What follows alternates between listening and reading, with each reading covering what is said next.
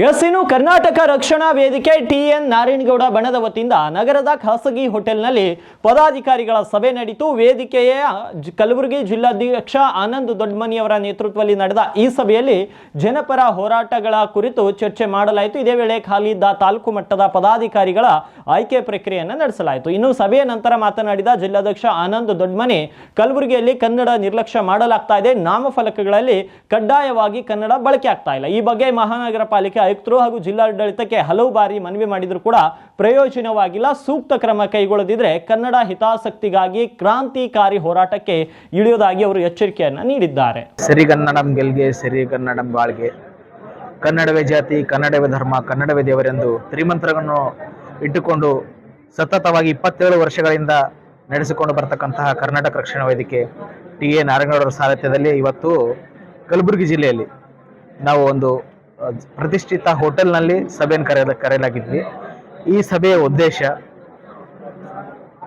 ಕರ್ನಾಟಕದಲ್ಲಿ ಇದ್ಕೊಂಡು ಕಲಬುರಗಿಯಲ್ಲಿ ಕನ್ನಡಮಯ ಆಗ್ತಾ ಇದೆ, ಕನ್ನಡ ಭಾಷೆಗೆ ಅವಹೇಳನ ಆಗ್ತಿದೆ, ಕನ್ನಡ ಭಾಷೆ ಕಡೆಗಣನೆ ಆಗ್ತಾ ಇದೆ.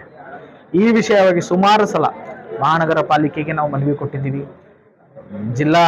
ಜಿಲ್ಲಾಧಿಕಾರಿಗಳಿಗೆ ಮನವಿ ಕೊಟ್ಟಿದ್ದೀವಿ. ಕೊಟ್ಟರೂ ಕೂಡ ಈ ವಿಷಯದ ಬಗ್ಗೆ ನಿರ್ಲಕ್ಷ್ಯ ಮಾಡ್ತಾ ಇದ್ದಾರೆ. ನಮ್ಮ ಮಂತ್ರ ಶಾಂತಿಯಿಂದ ಬಗೆಹರಿಸುವಂತ ಪ್ರಯತ್ನ ನಾರಾಯಣಗೌಡರು ಹೇಳ್ಕೊಟ್ಟಿದ್ರು. ಒಂದು ವೇಳೆ ಆ ಶಾಂತಿಗೆ ಬಗ್ಲಿಲ್ಲ ಅಂದ್ರೆ ಕ್ರಾಂತಿಯಾಗಿ ಹೋರಾಟ ಮಾಡೋದನ್ನು ಕೂಡ ನಾರಾಯಣಗೌಡರು ನಮ್ಗೆ ಹೇಳ್ಕೊಟ್ಟಿದ್ದಾರೆ. ಹಾಗಾಗಿ ನಾವು ಇವತ್ತು ಜಿಲ್ಲಾಧಿಕಾರಿಗಳಿಗೂ ಮತ್ತು ಉಸ್ತುವಾರಿ ಸಚಿವರಿಗೆ ಒಂದು ಸಂದೇಶ ಕೊಡ್ತಾ ಇದ್ದೀನಿ.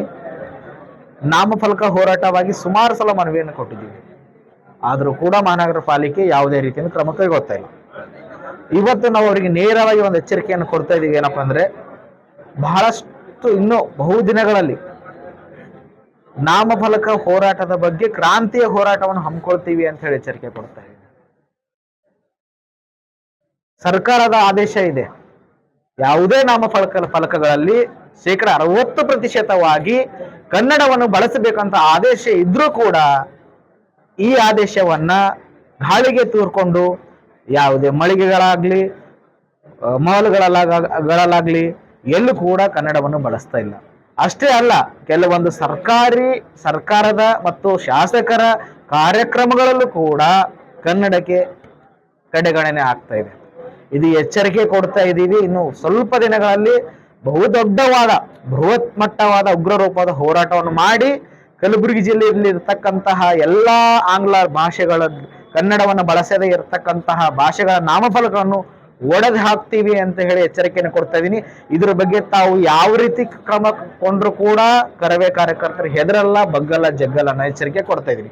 ಮತ್ತೊಂದು ವಿಷಯದ ಬಗ್ಗೆ ಮಾತಾಡಬೇಕಂದ್ರೆ, ಕಲಬುರಗಿಯಲ್ಲಿ ಯಾವುದೇ ಇಲಾಖೆಗಳಲ್ಲಾಗ್ಲಿ ಯಾವ ಅಧಿಕಾರಿಗಳು ಕೂಡ ಸಮರ್ಪಕವಾಗಿ ಕೆಲಸವನ್ನು ನಿರ್ವಹಿಸ್ತಾ ಇಲ್ಲ. ಬಡ ಜನರಿಗೆ ಮುಟ್ಬೇಕಾದಂತ ಸೌಲಭ್ಯಗಳು ಮುಟ್ತಾ ಇಲ್ಲ. ಎಲ್ಲ ಕೂಡ ಶಾಸಕರ, ಸಚಿವರ, ದಲ್ಲಾಳಿಗಳಿಗೆ ಮುಟ್ತಾ ಇದೆ. ಬಡವರಿಗೆ ಸೇರಬೇಕಾಗಿರ್ತಕ್ಕಂತಹ ಅನುದಾನಗಳು ವ್ಯವಹಾರಿಕರು, ದೊಡ್ಡ ದೊಡ್ಡ ಬಿಸ್ನೆಸ್ ಮ್ಯಾನ್ಗಳು, ಶಾಸಕರ, ಸಚಿವರ ಚೇಲಾಗಳ ಕೈಯಲ್ಲಿ ಹೋಗುತ್ತಿವೆ. ಹಿಂಗಂದಾಗ ಯಾವ ರೀತಿ ನಮ್ಮ ಕಲ್ಯಾಣ ಕರ್ನಾಟಕ ಉದ್ಧಾರ ಆಗ್ಬೇಕು ಅರ್ಥ ಆಗ್ತದೆ. ಎಷ್ಟೊಂದು ಅನುದಾನವನ್ನ ಬೋಗಸ್ ಬಿಲ್ ಮೂಲಕ ಎತ್ತಿದ್ರೆ, ಅದರ ವಿಚಾರವಾಗಿ ದೂರು ಕೊಟ್ಟಿದ್ದಾರೆ ಎಷ್ಟೋ ಜನ, ಆದ್ರೂ ಕೂಡ ಯಾವುದೇ ಪ್ರಯೋಜನ ಆಗ್ತಾ ಇಲ್ಲ. ಹಾಗಾಗಿ ಕಲ್ಯಾಣ ಕರ್ನಾಟಕ ಉದ್ಧಾರ ಆಗ್ಬೇಕು ಅಂತಂದ್ರೆ ಜನ ಎಚ್ಚೆತ್ತುಕೊಳ್ಬೇಕು, ಶಾಸಕರನ್ನ ಪ್ರಶ್ನೆ ಮಾಡಬೇಕು, ಸಚಿವರನ್ನ ಪ್ರಶ್ನೆ ಮಾಡಬೇಕು. ಕರವೇ ಸದಾ ನಾಡು, ನುಡಿ, ನೆಲ, ಜಲಗೋಸ್ಕರ ಹೋರಾಟ ಮಾಡ್ತಾ ಬರ್ತಕ್ಕಂಥ ಸಂಘಟನೆ ಸ್ನೇಹಕ್ಕೂ ಬದ್ಧ, ಸಮರಕ್ಕೂ ಸಿದ್ಧ ಎನ್ನುವಂತ ಮಾತನ್ನು ನಾನು ಅವರಿಗೆ ನೇರವಾಗಿ ಎಚ್ಚರಿಕೆ ಕೊಡ್ತಾ ಇದ್ದೀನಿ. ಹಳ್ಳಿಗಳಿಂದನೇ ದಿಲ್ಲಿ ಅಂತ ಹೇಳ್ತಾರಲ್ಲ, ಕರ್ನಾಟಕ ರಕ್ಷಣಾ ವೇದಿಕೆ ಅನ್ನಂಥದ್ದು ಹಳ್ಳಿಗಳಿಂದ ಪ್ರಾರಂಭ ಮಾಡಬೇಕು ಕಲಬುರಗಿ ಜಿಲ್ಲೆ ಅಂತೇಳಿ ಇವತ್ತು ನಿರ್ಣಯ ಮಾಡಿದ್ದೀವಿ. ರಾಜ್ಯಾಧ್ಯಕ್ಷರ ಆದೇಶದ ಮೇರೆಗೆ ಪ್ರತಿಯೊಬ್ಬ ತಾಲೂಕಿನಿಂದ 100 ಸ್ವಯಂ ಸೇವಕರನ್ನ ಕೊಡಬೇಕು ಅಂತ ಹೇಳಿ ರಾಜ್ಯಾಧ್ಯಕ್ಷರ ಆದೇಶ ಆಗಿದೆ. ಆ ನಿಟ್ಟಿನಲ್ಲಿ ಪ್ರತಿಯೊಂದು ತಾಲೂಕು ಅಧ್ಯಕ್ಷರುಗಳಿಗೆ ಇವತ್ತು ನಾವು ಆದೇಶ ಮಾಡಿದ್ದೀವಿ.